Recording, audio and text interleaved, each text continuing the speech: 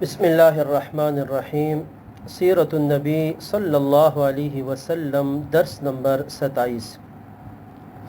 آج کے درس میں غزوہ بدر کے بعد کے واقعات، غزوہ بنو قینقاع، غزوہ سویق اور کعب ابن اشرف کے قتل کا ذکر ہے۔ بدر کا معرکہ جب مکمل ہوا، یہ مسلمانوں اور مشرکین کے درمیان پہلا ٹکراؤ تھا، اور مسلمانوں کو واضح برتری اور فتح حاصل ہوئی اور مشرکین کو شکست ہوئی، بڑے بڑے سردار ان کے مارے گئے۔ تو اس جنگ کا براہ راست اثر دو جماعتوں پر ہوا۔ ایک تو مشرکین پر ہوا کیونکہ ان کو نقصان ہوا تھا، شکست ہوئی تھی۔ دوسرا اثر یہود پر ہوا۔ یہود تو اپنے غلبے کی سوچ رہے تھے۔ مدینے میں ان کے بڑے بڑے 3 قبیلے تھے۔ نبی اکرم صلی اللہ علیہ وسلم کو جب فتح ہوئی تو انہیں مسلمانوں کی حکومت اور ان کی ریاست نظر آنے لگی، ان کا غلبہ نظر آنے لگا، تو ان کے غیظ و غضب میں اور زیادہ اضافہ ہونے لگا۔ قرآن پاک نے ان دونوں کے غصے کو، غضب کو ذکر بھی کیا ہوا ہے کہ مشرکین اور یہود مسلمانوں کے بڑے خلاف ہے۔ لَتَجِدَنَّ أَشَدَّ النَّاسِ عَدَاوَةً لِلَّذِينَ آمَنُوا الْيَهُودَ وَالَّذِينَ أَشْرَكُوا، کہ تم اہل ایمان کا سب سے بڑا دشمن یہود کو پاؤ گے اور مشرکین کو۔ تو مشرکین تو مکے میں تھے، وہ تو وہاں اپنی تیاریوں میں لگے ہوئے تھے اور مسلمانوں کے خلاف جو بھی وہ تدبیریں بنا رہے تھے اس میں لگے ہوئے تھے، لیکن جو مدینے کے یہود تھے ان سے مسلمانوں کی یہ فتح ہضم نہیں ہو رہی تھی۔ جب انہوں نے مسلمانوں کا یہ رعب دیکھا، یہ سب کچھ دیکھا، تو وہ اور زیادہ عداوت اور حسد کے اوپر اتر آئے۔ بنو قینقاع ان میں ایک بڑا قبیلہ تھا 3 قبیلوں میں سے، اور یہ ذرا صاحب مال بھی تھے۔ ان میں اکثر سونار تھے اور لوہے کا کاروبار کرتے تھے، اور ان کے گھروں میں وافر مقدار میں اسلحہ اور سامان جنگ بھی موجود تھا۔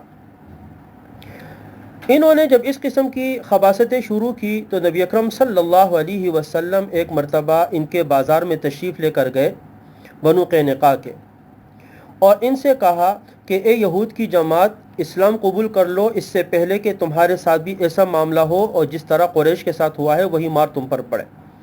تو انہوں نے رسول اللہ صلی اللہ علیہ وسلم کو جواب دیا کہ اے محمد، تم جس زعم میں مبتلا ہو اور تم خود فریبی میں مبتلا ہو چکے ہو، قریش کو مار کے، وہ لوگ ایسے تھے کہ ناسمجھ تھے، اناڑی تھے، جنگ سے آشنا نہیں تھے، اور ان سے تمہارا واسطہ پڑا۔ اگر تمہاری لڑائی ہم سے ہو گئی تو تمہیں پتہ چل جائے گا کہ ہم مرد ہیں اور جنگ کیسی لڑی جاتی ہے، ہم تمہیں بتا دیں گے۔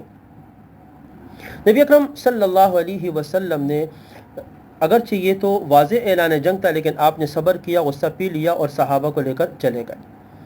انہی دنوں بنو قینقاع کا جو محلہ تھا اس میں ایک بازار تھا، سوق قینقاع، اس میں ایک واقعہ پیش آیا کہ ایک عرب خاتون بازار میں کچھ سامان خریدنے یا بیچنے گئی ہوئی تھی، اور اپنی ضرورت پوری کرنے کے بعد وہ ایک سونار کے دکان کے پاس بیٹھی ہوئی تھی۔ یہود نے اس کے چہرے پہ کپڑا تھا، اس کو ہٹانے کی کوشش کی، اس نے منع کر دیا۔ تو وہ بیٹھی ہوئی تھی، انہوں نے کیا کیا کہ اس کے جو چہرے کا کپڑا تھا، اس کہیں تو طویل تھا، اس کو کسی چیز کے ساتھ باندھ دیا، اسے خبر ہی نہیں تھی۔ جب وہ خاتون کھڑے ہو کر جانے لگی تو وہ کپڑا کھنچ گیا، اور کھنچتے ہی اس کا چہرہ کھل گیا۔ جب کھلا تو بے پردگی ہو گئی، تو یہود سب وہ انتظار میں تھے، قہقہے لگانے لگے، خوش ہونے لگے۔ اس پر اس عورت نے چیخ و پکار کی، جسے سن کر مسلمان اس کی مدد کے لیے آئے اور اس سونار کو مار دیا۔ یہود نے ان مسلمان پر حملہ کیا، اسے مار ڈالا۔ بہرحال یہ ایک قسم کی جنگ وہاں پر ہو گئی۔ نبی اکرم صلی اللہ علیہ وسلم کو جب اس واقعے کی خبر ہوئی تو آپ کے صبر کا پیمانہ لبریز ہو گیا کہ یہ انتہائی درجے کی خسیس حرکتوں پر اتر آئے ہیں، اور بازار میں انہوں نے اس طرح کا کیا۔ تو رسول اللہ صلی اللہ علیہ وسلم بنو قینقاع کے پاس آئے اور ان کا محاصرہ کیا، اور وہ چونکہ قلعوں، اس زمانے میں قلعے ہوتے تھے، وہ اپنے قلعوں کے اندر بند ہو گئے۔ اور یہ شوال کا واقعہ ہے، سن 2 ہجری کا۔ نبی اکرم صلی اللہ علیہ وسلم نے ان سے کہا کہ ہتھیار ڈال دو، لیکن انہوں نے اپنے قلعوں سے باہر نہیں آئے۔ اتنے میں عبداللہ ابن ابی جو منافقین کا سردار تھا، وہ اپنا منافقانہ کردار ادا کرنے کے لیے پہنچ گیا۔ نبی اکرم صلی اللہ علیہ وسلم سے بڑے اصرار کرنے لگا، معافی کا کہ ان کو معاف کر دے، قینقاع کو معاف کر دے۔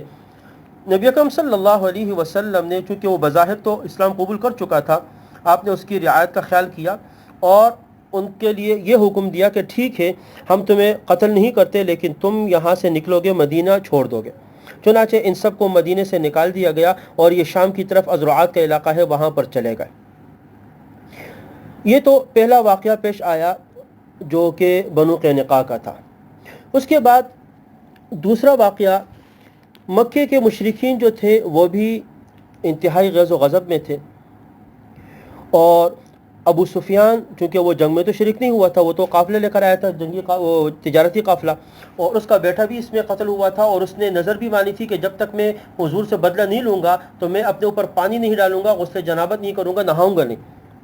چنانچہ مشرکین تو تیاری میں لگے ہوئے تھے، لیکن ابو سفیان انتہائی بدحواس تھا اور اسے انتظار ہو نہیں رہا تھا۔ چنانچہ اس نے مکے سے 200 آدمیوں کو ساتھ لیا اور محمد صلی اللہ علیہ وسلم سے انتقام لینے کے لیے مدینے کی طرف چل پڑا۔ مدینے کے قریب پہنچا تو عریض نامی ایک مقام پر انصار اپنے کھیت میں تھے، ایک انصار اور اس کے ساتھ ایک مزدور تھے، کھیتی باڑی میں لگے ہوئے تھے، تو انہوں نے ان کو پکڑا اور دونوں کو قتل کر دیا، کھجوروں کے درخت کاٹ ڈالے اور اس میں آگ لگا دی۔ نبی اکرم صلی اللہ علیہ وسلم کو اس واقعے کی خبر ہوئی تو آپ نے ابو سفیان کا پیچھا کیا، لیکن چونکہ وہ 200 کا قافلہ تھا لیکن وہ سب بھاگ نکل گئے تھے، اور ان کے پاس اونٹوں پر کھانے پینے کا سامان تھا اور ستو کی بوریاں تھی۔ تو انہوں نے کیا کیا کہ جب وہ بھاگ رہے تھے تو چونکہ وزن تھا تو ستو کی بوریاں پھینک دی اور اپنی جان چھڑانے کے لیے وہاں سے فوراً بھاگ گئے۔ ستو کو عربی میں سویق کہا جاتا ہے۔ نبی اکرم صلی اللہ علیہ وسلم جب پہنچے تو وہ ستو کی وہ بوریاں ان کو ملی، تو اس وجہ سے اس غزوے کا نام بھی غزوہ سویق رکھ دیا گیا ہے، غزوہ سویق اس کو کہا جاتا ہے، اور یہ سن 2 ہجری ذی الحجہ کا واقعہ ہے۔ تیسرا جو واقعہ پیش آیا وہ کعب ابن اشرف یہودی کا ہے کہ مدینے میں یہ ایک یہودی تھا جو کہ سخت قسم کا مسلمانوں اور رسول اللہ صلی اللہ علیہ وسلم کا دشمن تھا، خلاف تھا اور اذیتیں پہنچاتا تھا، اور شاعر بھی تھا، تو اپنے اشعار میں مسلمانوں کے خلاف، رسول اللہ صلی اللہ علیہ وسلم کے خلاف باتیں کہا کرتا تھا۔ جب اسے جنگ بدر میں مسلمانوں کی فتح اور قریش کے شکست کی خبر ملی تو فوراً سوار ہو کر یہ مکے قریش کے پاس پہنچ گیا، اور پہنچنے کے بعد ان کو انتقام پر آمادہ کرنے لگا، ان کو بھڑکانے لگا کہ کس طرح تم بدلہ لو، اور بدر میں جو تمہارے سردار مارے گئے ہیں ان کا بدلہ لو۔ اور جب یہ وہاں سے واپس آیا مدینے پہنچ کر، اس نے جو مدینے کی عورتیں تھیں ان کے بارے میں کچھ بیہودہ اشعار بھی کہے جو رسول اللہ صلی اللہ علیہ وسلم تک خبر پہنچی۔ آپ صلی اللہ علیہ وسلم بہت زیادہ اس سے پریشان تھے۔ ان حالات میں آپ صلی اللہ علیہ وسلم نے ایک دن فرمایا، کون ہے جو کعب ابن اشرف کو قتل کر دے، کیونکہ اس نے اللہ اور اس کے رسول کو اذیت دی ہے۔ چنانچہ 3 صحابہ میں سے 3 تیار ہوئے، محمد بن مسلمہ، عباد بن بشر اور ابو نائلہ، اور ان کے ساتھ کچھ اور بھی تھے، اور انہوں نے کہا کہ یا رسول اللہ ہم اس کا کام تمام کر دیں گے۔ چنانچہ انہوں نے کعب ابن اشرف کو قتل کیا، اور جب یہ قتل ہوا تو رسول اللہ صلی اللہ علیہ وسلم اس موقع پر بہت زیادہ خوش تھے۔ آپ نے نعرہ تکبیر جو اللہ اکبر کا نعرہ لگایا جب یہ لوگ مدینہ پہنچے اور آپ صلی اللہ علیہ وسلم کو یہ خبر پہنچائی۔ تو یہ غزوہ بدر کے بعد کے کچھ واقعات ہیں۔ اللہ تبارک و تعالی ہمیں سیرت کو سمجھنے اور اس پر عمل کرنے کی توفیق نصیب فرمائے۔ اس کے بعد آگے غزوہ احد ہے، انشاءاللہ اگلے درس میں ہوگا۔ وآخر دعوانا ان الحمد للہ۔